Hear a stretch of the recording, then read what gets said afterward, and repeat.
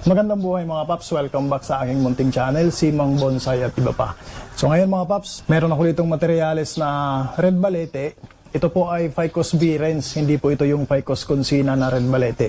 Ficus birens po ito mga paps na iwo-workshop ko ngayon.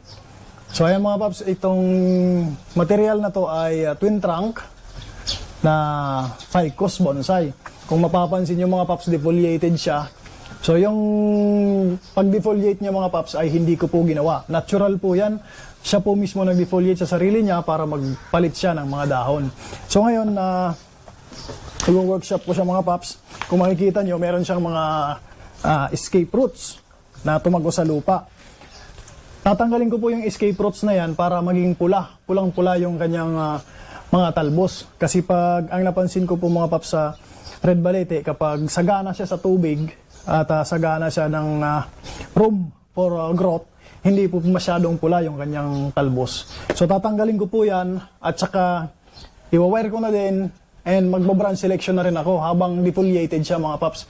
So kitang-kita ko talaga yung kanyang structure at hindi rin siya mai-stress masyado kasi siya nga mismo yung nag-defoliate sa kanya. So tara mga paps at samahan niyo po ako. So una mga paps, papakita ko muna sa inyo yung itsura niya. Ito po yung front na napili ko. Yan. Tapos ito po yung itsura niya sa likod. So rotary po yung kanyang branches. Paikot na po yan. So hindi lang masyadong kita yung structure, ay yung conical shape ng puno kasi walang dahon. Pero maganda po yan. Para sa akin maganda na yung itsura niya. So unahin ko mga paps. Tanggalin ko muna tong escape roots para ma-control yung growth niya at pumula. Yun nga yung purpose ko, ay pumula yung kanyang dahon, makita yung kanyang ganda. So tanggalin ko muna to. Yan. Ito po yung escape roots niya. Okay, so ngayon mga paps, uumpisahan ko na muna select ng branch na mga iiwanan at ititira. Then susunod mga paps ay wiring. So ayan mga paps, at kitang-kita na yung kanyang itsura. So ngayon, uunahin natin dito itong part na to. So kung mapapansin nyo, tanggalin muna natin itong naka-wire mga paps. So kung mapapansin nyo mga paps, meron na siyang first, second at third generation ng branches. Ayan yan, makikita nyo to. Ito po yung first branch. Ito primary pala, primary. Tapos nag-separate siya dito, yung secondary. Tapos ito na yung tertiary, tapos may mga twiggings na siya mga paps, yan, no? May mga twiggings na. Tingnan natin ang maigi. Yan. Ngayon, kung mapapansin nyo itong dalawa na to, ayan, nasa ilalim tong isa, hindi maganda yung ano niya, yung itsura. So nasa ibabaw to. Tsaka parang mali yung position. So tatanggalin ko to. Ayan. Tapos ito na lang may iiwan. Ngayon, iwa-wire ko siya mamaya. Dito, pwede ko na rin itong i-wire mamaya. Then, bawasan ko to. Itong mahaba na yan. Magtitira lang ako itong isa na to na may iwan. So, tanggalin ko na rin to. Ayan. So, ayan na yung magiging separation niya. Tapos dito, ito i-wire ko na lang ito mamaya. Tanggalin ko muna itong previous wire. Kasi di ko yan magagamit mamaya. Ayan. Then dito, itong nasa baba, ito. So, i-wire ko na lang din ito mamaya. Nilagay ko to dito mga paps para maging parang back branch niya. Kung titingnan siya doon sa likod, ito bakante ito at napakataas nitong dito, yung sunod na branch. So, linagay ko siya sa baba. I-wire ko na lang yan mamaya. Meron pa tayo ng iba. Ito. So, bawasan natin itong stub na yan para hindi natubuan ng dahon. Ayan. Okay, dito okay na. Ito okay na to. So, wire ko na lang ito mamaya. Ito tatanggalin natin itong wire na to. Kasi dito magagamit wire na to. Tanggalin natin yan. Wire na lang natin ang panibago mamaya. Ayan. Ito. Para sa akin okay na to. Ito, wire natin ito mamaya. Pagdating dito,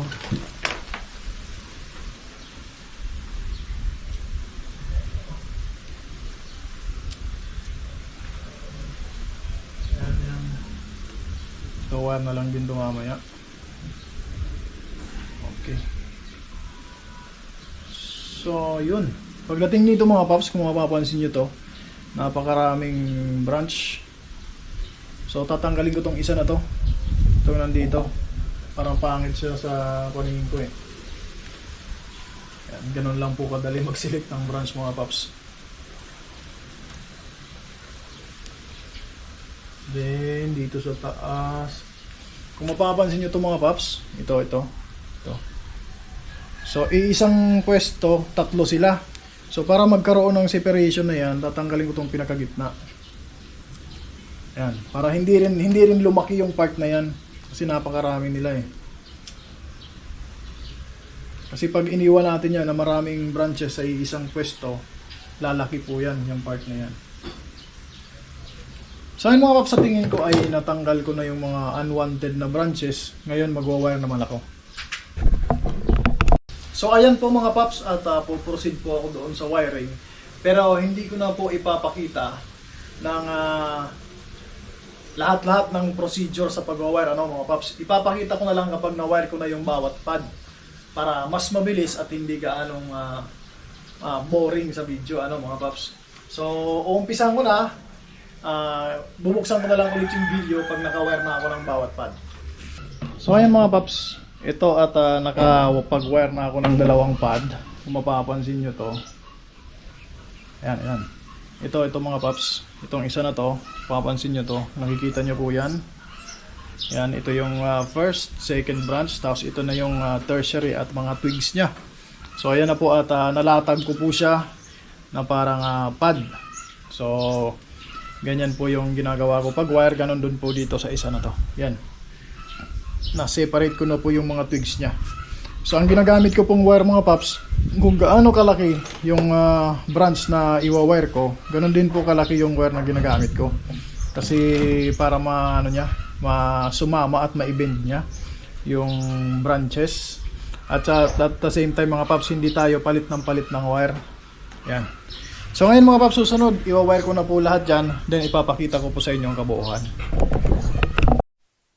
So mga paps, ito na po yung mga na-wire ko. So halos halfway na po tayo.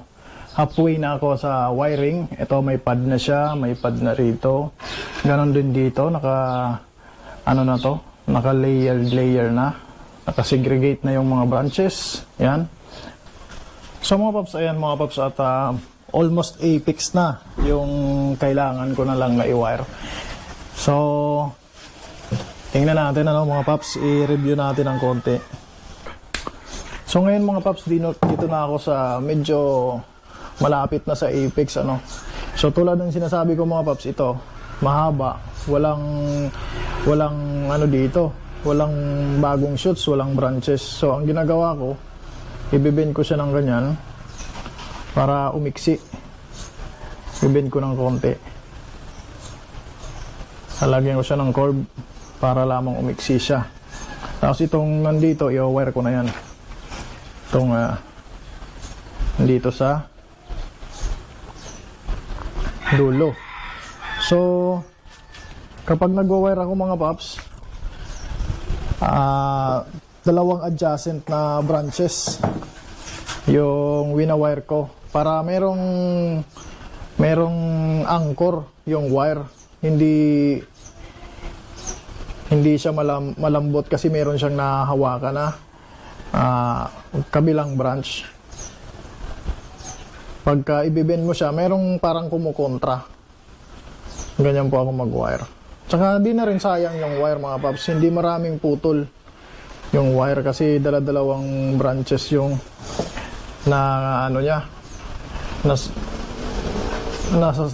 nawa-wire. Tsaka tulad din ito, sobrang parang fragile, napaka delikado ng part na to kasi yung mga bagong shoots lumalabas, kunting sagi lang na kaagad, napuputol kaagad. Kaya medyo maingat po tayo sa pagwa-wire. Ganon din sa pag-bend ng mga branches. Kasi magalaw lang konti, napuputol agad eh. Yan. So yan. So dito na ako. So ganun lang po. Tapos yung mga unwanted, pag may nakita ko dyan ng mga sa tingin ko hindi naman kailangan at hindi magandang branch, tinatanggal ko na po mga paps. At pag nag-wire tayo, siguraduhin lang natin na hindi gaanong mahigpit para matagal-tagal bago tayo mag-unwire.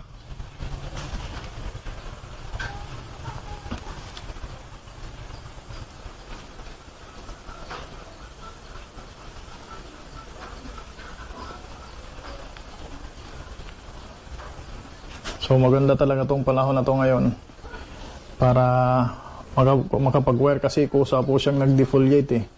So nakita ko siya nung binisita ko. Nakita ko na defoliated na siya. Kaya yan, kinuha ko agad para ma-wire.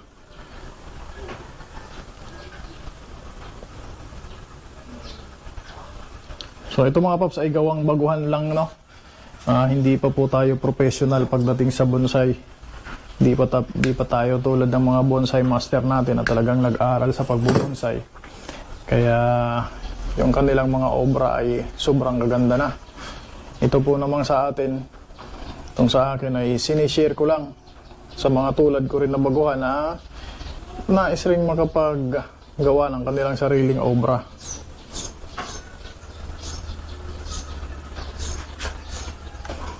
So comment nyo mga paps kung meron po kayong maisasuggest, meron kayong nakita na improve para sa improvement nitong aking material at sa mga susunod pa na gagawin kong bonsai.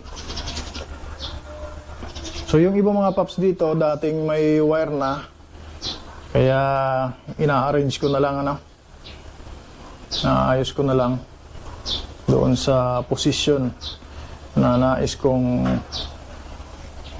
ng branch nila. So ngayon dito na ako sa apex part. Ang apex nga pala mga paps ay hindi nag-iisang sanga. Yung apex po yun yung pinaka topmost na part ng halaman. Composed po yan ng maraming sanga, hindi lang po isa.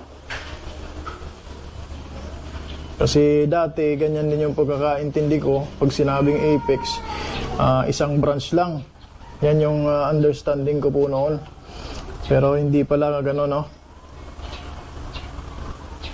Marami pala yan para maging siya, conical or parang umbrella shape na top part ng bonsai.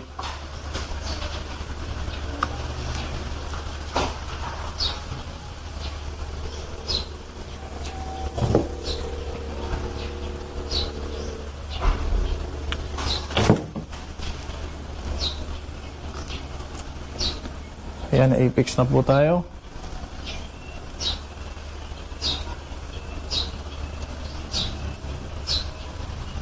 So masyado pong malambot yung mga talbos, kaya dahan-dahan sa pag-wire. So ayan mga paps, itong part na to, itong branch na to, ayan. Ito na po yung pinaka mataas na branch. Kaya piniposisyon ko po dyan sa pinaka dapat lalabas na siya, yung pinaka nandun sa taas talaga. So inikot ko po siya para magkaroon ng movement doon sa ibabaw at siya na yung mag-fill up itong gap dyan sa pinaka apex nya. Tapos yung iba, yan, nilalagay ko po sa gilid, binibend ko papunta dyan sa gilid. Then ito naman, susunod ko po itong i-wire. Kung mapapansin nyo mga paps, napakaraming branches yan dyan sa apex na part.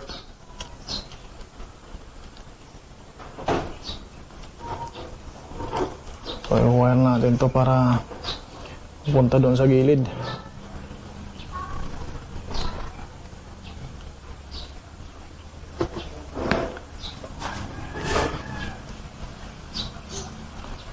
So So napakaganda po ng materialis na ito mga paps, hindi po mahirap alagaan. Tsaka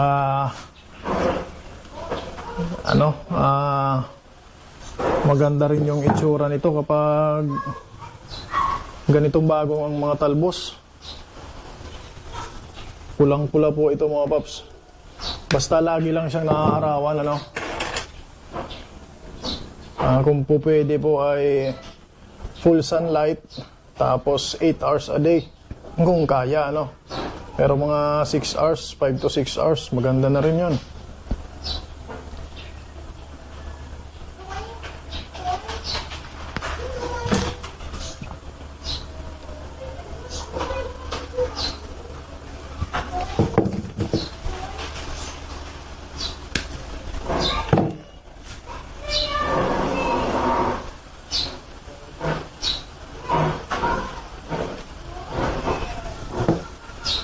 Ayan na mga paps, malapit na. Finishing touch na lang to.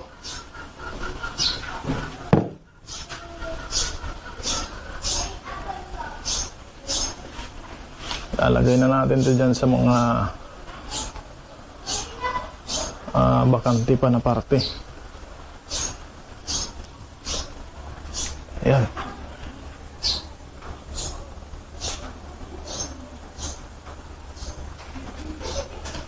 So siguro okay na to, no?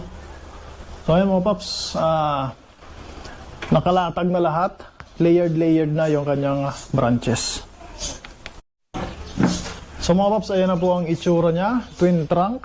So may mga aerial roots po dito, hinayaan ko lang na makaabot doon sa lupa. Ayan po, twin trunk, mga naka-layered na po yan, may mga padding na. Tapos distributed na po. Paikot po yan ng puno.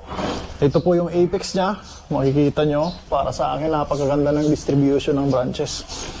So ayan na po siya. So hihintayin ko na lang na lumago ulit yung kanyang mga dahon. So yun lamang po sa ngayon mga paps. Maraming salamat po sa panonood.